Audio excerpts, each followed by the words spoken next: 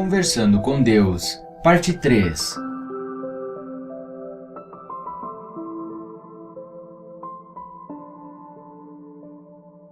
O Senhor faz isso parecer muito fácil, mas no momento de decisão quase sempre o medo vence. Por quê? Vocês aprenderam a viver com medo. Ouviram falar sobre a sobrevivência do mais hábil, a vitória do mais forte e o sucesso do mais esperto. E por isso tentam ser os mais hábeis, os mais fortes e os mais espertos, de um modo ou outro. E caso se vejam como algo menos do que isso em qualquer situação, temerão a perda, porque lhes disseram que ser menos é ser perdedor. E então, é claro que escolhem a ação que o medo justifica, porque foi isso que aprenderam. Contudo, eu lhes ensino isto. Quando escolherem a ação que o amor justifica, farão mais do que sobreviver, vencer e ser bem-sucedidos. Experimentarão a glória suprema de quem realmente são e quem podem ser. Para isso, devem deixar de lado os ensinamentos de seus mestres mundanos bem-intencionados, mas mal informados, e ouvir os ensinamentos daqueles cuja sabedoria vem de outra fonte. Há muitos mestres assim entre vocês, como sempre houve. Eu não os deixarei sem pessoas que possam orientá-los, mostrar-lhes e ensinar-lhes essas verdades e lembrá-los delas. Contudo, o maior lembrete não vem de fora, mas a voz de dentro de vocês. Esse é o principal meio que eu uso, porque é o mais acessível. A voz interior é a mais alta com que eu falo, porque é a mais perto de vocês. É a voz que lhes diz se tudo o mais é verdadeiro ou falso, certo ou errado, bom ou ruim, segundo as suas definições. É o radar que determina o curso, governa o navio e indica o caminho, se vocês deixarem. É a voz que lhes diz nesse exato momento se as próprias palavras que estão lendo são de amor ou medo. Assim, poderão determinar se são palavras que devem ser ouvidas ou ignoradas. Mas o Senhor disse que quando eu sempre escolher a ação que o amor justifica, experimentarei a glória suprema de quem eu sou e posso ser. Por favor, pode explicar melhor? Há apenas um objetivo para toda a vida: que você e todos os seres vivos experimentem a glória suprema. Tudo mais o que você diz, pensa ou faz serve a esse objetivo. Não há mais nada para sua alma fazer e que queira fazer. O maravilhoso nesse objetivo é que ele é eterno. O fim é uma limitação e o objetivo de Deus é ilimitado. Se em algum momento você experimentar a sua glória suprema, nesse instante imaginará uma glória ainda maior a atingir. Quanto mais você é, mais pode tornar-se, e quanto mais você se torna, mais ainda pode ser. O maior segredo é que a vida não é um processo de descoberta, mas sim de criação. Você não está se descobrindo, mas se recriando. Por isso, tente não descobrir quem é, mas determinar quem quer ser. Há pessoas que dizem que a vida é uma escola, que estamos aqui para aprender lições específicas e que quando nos diplomarmos poderemos ter objetivos mais amplos, não ser mais escravos do corpo. Isso é correto? É outra parte de sua mitologia, baseada na experiência humana. A vida não é uma escola? Não. Então por que estamos aqui? Para lembrar e recriar quem são. Eu lhes disse repetidamente: vocês não acreditam em mim. Contudo, isso se justifica, porque, de fato, se não criarem a si próprios como quem são, não poderão ser assim. Estou confuso. Vamos voltar um pouco a essa escola. Ouvi mestre após mestre dizer que a vida é uma escola. Fico realmente surpreso ao ouvir o Senhor negar isso. A escola é um lugar para onde você vai se há algo que não sabe e deseja saber. Não é um lugar para onde vai se já sabe uma coisa e deseja apenas experimentar o seu conhecimento. A vida, como a chama, é uma oportunidade de você saber experimentalmente o que já sabe conceitualmente. Não precisa aprender coisa alguma para fazer isso. precisa apenas lembrar do que já sabe e agir de acordo com esse conhecimento. Não sei se entendi bem. Vamos começar aqui. A alma, sua alma, sabe tudo o que há para saber o tempo todo. Nada é misterioso ou desconhecido para ela. Contudo, saber não é suficiente. A alma procura experimentar. Você pode saber ser generoso, mas a menos que faça algo que demonstre a sua generosidade, terá apenas um conceito. Pode saber ser bondoso, mas a menos que seja bondoso com alguém, só terá uma ideia a respeito de si mesmo.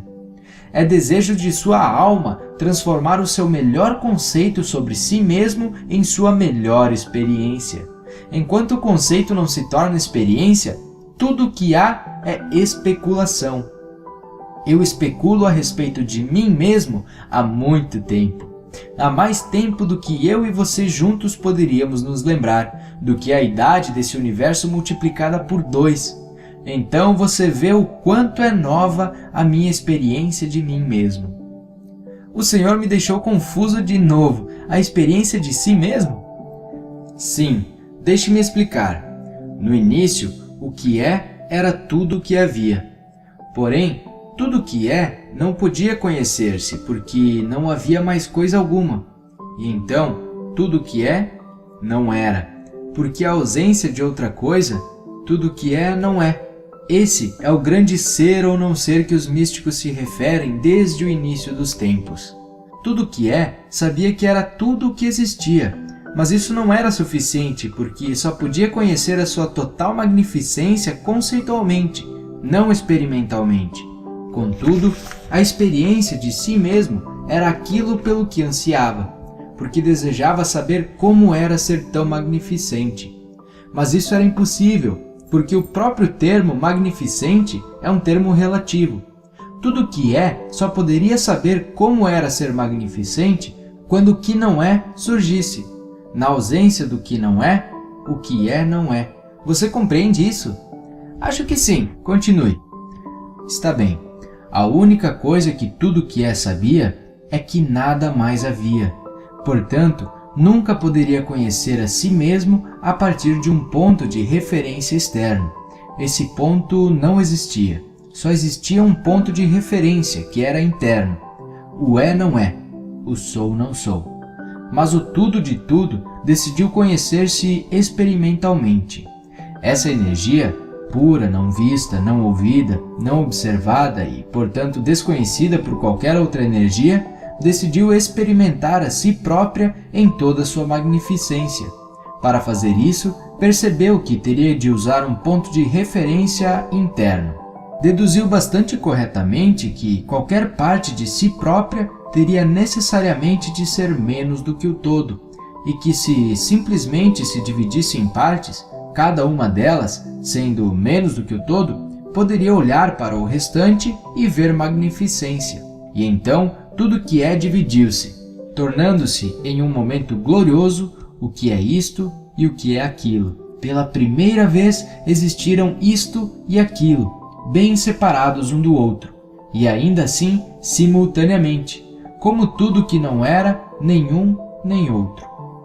Portanto, existiram subitamente 3 elementos: o que está aqui, o que está lá e o que não está aqui nem lá, mas que devia existir para que lá e aqui existissem. É o nada que contém o tudo, é o não espaço que contém o espaço, é o todo que contém as partes. Consegue compreender isso? Acho que sim. Acredite ou não, o Senhor usou uma ilustração tão clara que acho que estou realmente compreendendo. Vou continuar. Agora, esse nada que contém o tudo é o que algumas pessoas chamam de Deus. Porém, isso também não é exato, porque sugere que há algo que Deus não é. Mas eu sou todas as coisas, visíveis e invisíveis. Por isso, essa descrição de mim como o grande invisível, o nada ou o espaço no meio, uma definição mística de Deus essencialmente oriental, não é mais exato do que a descrição prática de Deus essencialmente ocidental como tudo que é visível. As pessoas que acreditam que Deus é tudo o que é, e tudo que não é são aquelas cuja compreensão é correta. Criando o que é aqui e o que é lá, Deus se tornou possível conhecer a si mesmo. No momento dessa grande explosão interior, criou a relatividade, a maior dádiva que Ele já deu a si mesmo.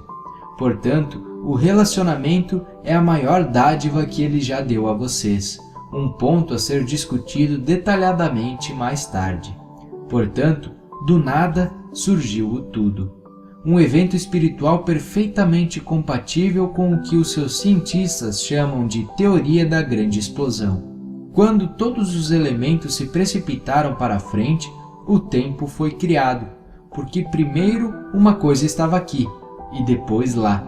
E o período que havia demorado para ir daqui para lá era mensurável. Assim como as partes visíveis do tudo que é começaram a se definir relativamente umas às outras, as invisíveis também se definiram. Deus sabia que, para o amor existir e conhecer-se como amor puro, seu exato oposto também tinha de existir. Por isso, Ele criou voluntariamente a grande polaridade, o oposto absoluto do amor, tudo o que o amor não é, o que agora é chamado de medo. No momento em que o medo existiu, o amor pôde existir como algo que podia ser experimentado. É a essa criação da dualidade entre o amor e o seu oposto que os seres humanos se referem em suas várias mitologias como o aparecimento do mal, a desgraça de Adão, a rebelião de Satanás e assim por diante. Do mesmo modo como vocês escolheram personificar o amor puro como aquele a quem chamam de Deus, escolheram personificar o medo objeto como aquele a quem chamam de demônio. Algumas pessoas na Terra criaram mitologias bastante elaboradas em torno desse evento, cheias de cenários de lutas e guerras, anjos guerreiros e demônios, as forças do bem e do mal, da luz e das trevas. Essa mitologia foi a primeira tentativa da humanidade de compreender e contar às outras pessoas de um modo que pudessem compreender uma ocorrência cósmica da qual a alma humana está muito consciente, mas que a mente mal pode conceber. Criando o universo como uma versão dividida de si mesmo, Deus produziu, a partir de pura energia, tudo o que agora existe, visível e invisível. Em outras palavras, não foi só o universo físico que foi criado, como também o universo metafísico. A parte de Deus que forma a segunda metade da equação sou-não sou, também explodiu em um número infinito de unidades menores do que o todo. Essas unidades de energia vocês chamariam de espíritos. Em algumas de suas mitologias religiosas, é dito que Deus Pai tem muitos filhos espirituais. Esse paralelo com as experiências humanas da vida se multiplicando parece ser o único modo de fazer as massas aceitarem como realidade a ideia do súbito aparecimento, da súbita existência de inúmeros espíritos no reino do céu. Nesse caso, seus mitos e suas histórias não estão tão longe da realidade suprema, porque os inúmeros espíritos que formam a totalidade de mim são, em um sentido cósmico, meus filhos. Meu propósito divino ao me dividir foi criar partes suficientes de mim para poder conhecer a mim mesmo experimentalmente. Há apenas uma forma do Criador conhecer-se experimentalmente como tal, e essa forma é criar. E então eu dei às inúmeras partes de mim, a todos os meus filhos espirituais, o mesmo poder de criar que eu tenho como todo. Isso é o que as suas religiões querem dizer quando afirmam que vocês foram criados à imagem e semelhança de Deus. Isso não significa, como alguns sugeriram, que nossos corpos físicos se assemelham, embora eu possa adotar qualquer forma física que escolher para um objetivo particular. Significa que a nossa essência é a mesma. Somos feitos da mesma essência. Somos a mesma essência, com as mesmas propriedades e habilidades, inclusive a habilidade de criar a realidade física a partir do nada. Meu objetivo ao criá-los, meus filhos espirituais, foi conhecer a mim mesmo como Deus. Só posso fazer isso através de vocês. Portanto, pode-se dizer, como já foi dito muitas vezes, que meu objetivo é que vocês se conheçam como eu. Isso parece muito simples, mas se torna muito complexo, porque só há um modo de vocês se conhecerem como eu. Primeiro, se conhecerem como não eu. Agora, deixe-me explicar isso. Tente entender, porque a partir daqui é mais difícil. Você está pronto?